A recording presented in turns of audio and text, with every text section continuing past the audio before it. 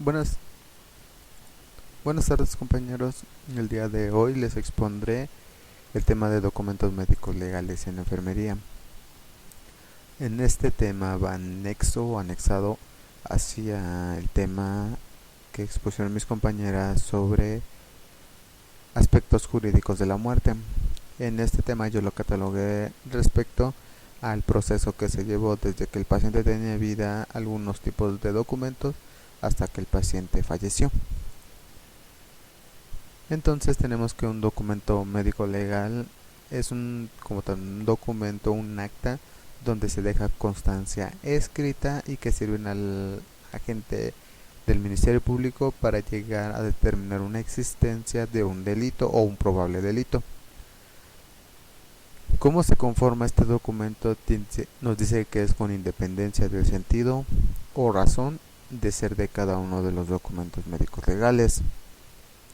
Todo documento, cada uno de ellos debe contener los siguientes requisitos, que es la fecha, el lugar, número de expediente, número de paciente, nombre del médico o de quien expide, nombre de la institución, especificación de las causas que produjeron estas alteraciones en el organismo del individuo, consecuencia del daño físico ocurrido o la muerte, análisis clínicos, análisis del laboratorio, descripción de los métodos que utilizó el médico tratante para llegar al resultado específico según la institución que lo expida y firma del médico.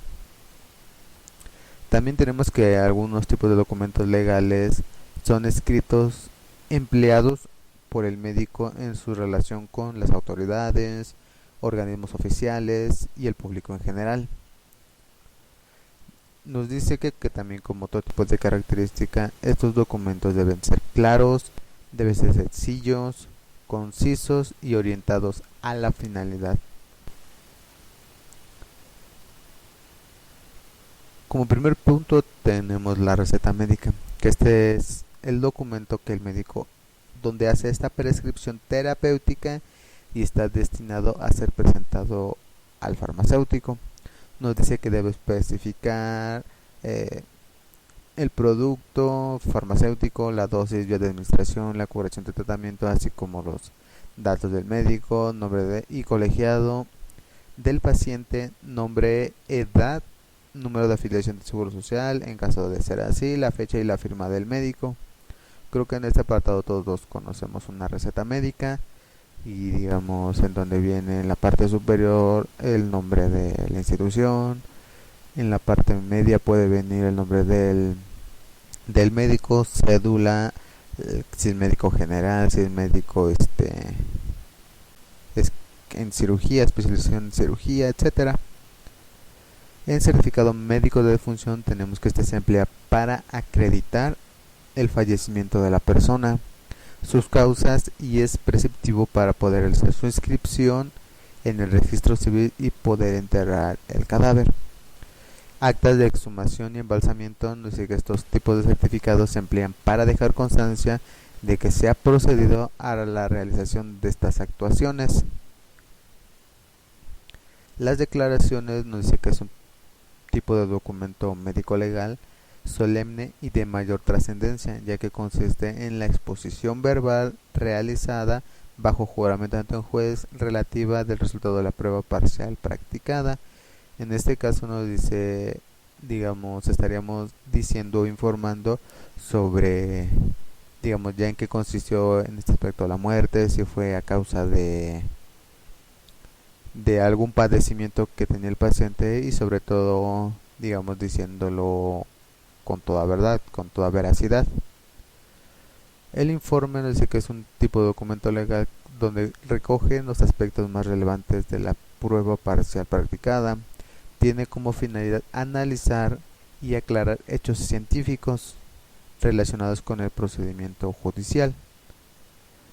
La historia clínica nos dice que tiene la consideración de ser un documento médico legal, ya que la finalidad es recoger por escrito los aspectos más relevantes de la asistencia clínica del paciente. Nos dice que es un conjunto de documentos que tienen o que contienen datos, valoraciones e informaciones de cualquier índole sobre la situación y evolución clínica del paciente a lo largo del proceso asistencial. Como otro punto tenemos el expediente clínico, el consentimiento informado y la responsiva médica. La norma 004 SCA 3 2012 del expediente clínico, la norma oficial mexicana, nos dice que el expediente clínico es un instrumento y es un conjunto único de información con datos personales de personal del paciente. Nos dice que está integrado por documentos escritos, gráficos, imagenológicos, electrónicos y de todas las tecnologías que hacen constar los diferentes momentos del proceso de atención médica y las diversas intervenciones del personal del área de salud. En este caso, aquí en el expediente clínico tenemos como un pequeño historial en donde viene todo este tipo de documentos en el cual hace constar el tipo o la salud del paciente. Dice que en estos establecimientos para la atención médica la información obtenida en el expediente clínico será manejada con discreción y con confidencialidad, ya que estos documentos son personales. Ningún otro personal, a excepción de que ponga en peligro nuestra vida, se podría, digamos, estar informando sobre la situación del paciente. Los expedientes clínicos son propiedad de la institución o del prestador de servicios médicos que los genera, de acuerdo con la disposición en la materia que estén vigentes. En regulación nos dice que los expedientes clínicos deben ser conservados por un periodo mínimo de 5 años de la fecha del último acto médico.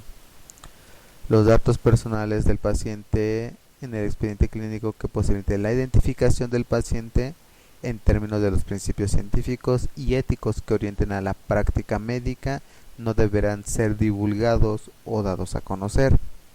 Como tal lo decía, pues es un documento, digamos, de origen privado, ya que se daría a conocer la situación del paciente, digamos, en la sociedad.